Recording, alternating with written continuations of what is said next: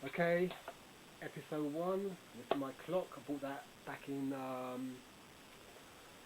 1999, 2000, and the clock, the time's a bit wrong, so we've got to adjust that later. But I saw the film on the 14th of February, which is an important day for me because that's the day I saw the original Star Wars back in 1978.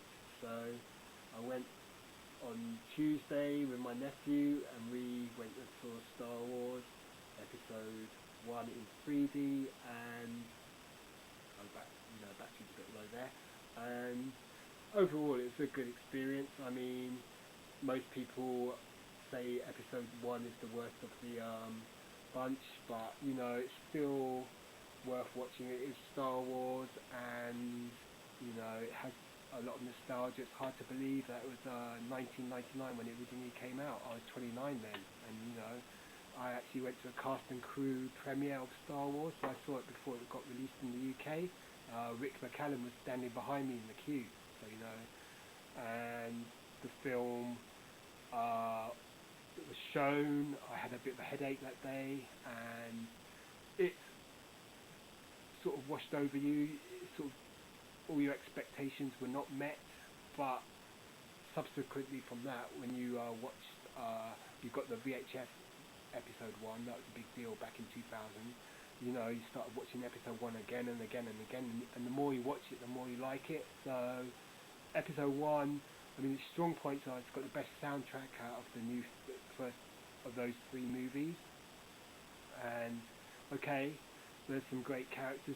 The lightsaber battles are probably the best out of those three films as well, especially with Darth Maul and Qui-Gon and Obi-Wan. Those lightsaber battles are the best, really.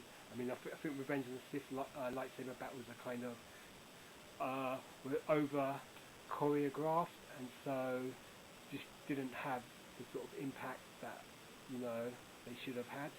And so I always like the lightsaber battles in episode one. Plus the pod races always been everyone likes that part. Jar Jar Binks, okay, yeah, he's annoying, but you get you have it's life is like that. You have people that annoy you. Usually they're your boss, but you've got to tolerate them, and sort of. Not my boss. I'm not talking about my boss now, but know what I mean. So, or people you meet in life that it takes different strokes to we all have to get along with each other. And okay, George Lucas is trying to be sort of comedic with Jar Jar Binks, and the thing is when you try and be comedic with comedy, I mean when you try to be funny, you are not funny. You've got to be naturally funny and sort of humorous, and that sort of repartee that C-3PO and R2-D2 had in episode 4, that was hilarious because you've got C-3PO kicking R2-D2 and R2-D2 whistling back who knows what, probably a lot of swearing, and they're both in the middle of the desert, and they just go their separate ways. That's absurd and hilarious. But then you've got Jar Jar Binks, who's got this silly not West Indian voice, but this sort of hi ho, Mr. Jar Jar Binks. But it's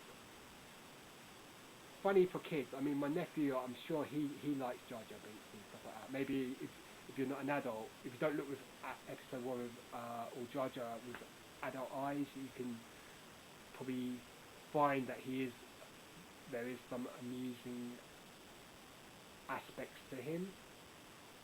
Other things about episode one, okay, some of the acting is a bit wooden, some of the dialogue is a bit, but that goes with all the films really. So Harrison Ford famously said you can type this bleep, but you can't actually say it or stuff like that during the making of A New Hope. So that's always been part of Star Wars, is that the language is wooden and loaded, and so I watched Quitnick. He's a DVD reviewer, movie reviewer on YouTube, and he said that he hadn't seen episode 1 for a long time. He went and saw episode 1 3D and really enjoyed it. He was quite uh,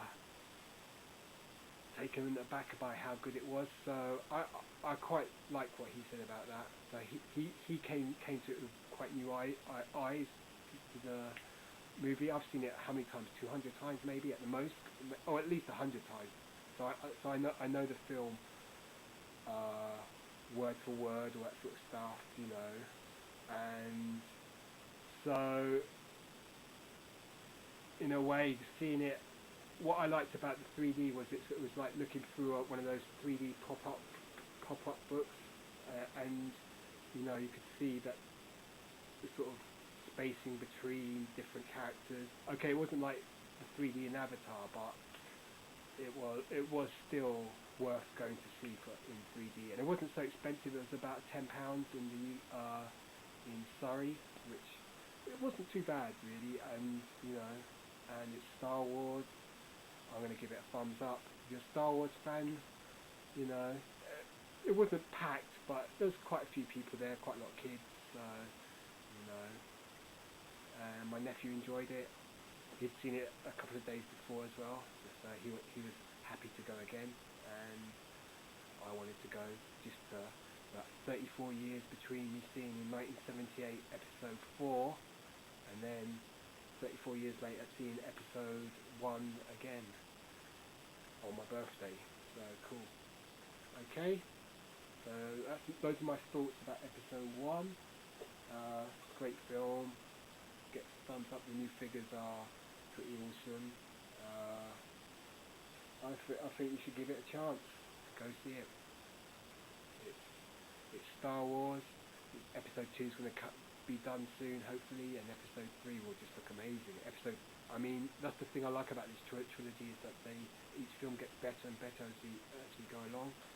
So, I mean, episode 3 is just almost as good as the original films, really, because it's got so much action and stuff like that. Okay.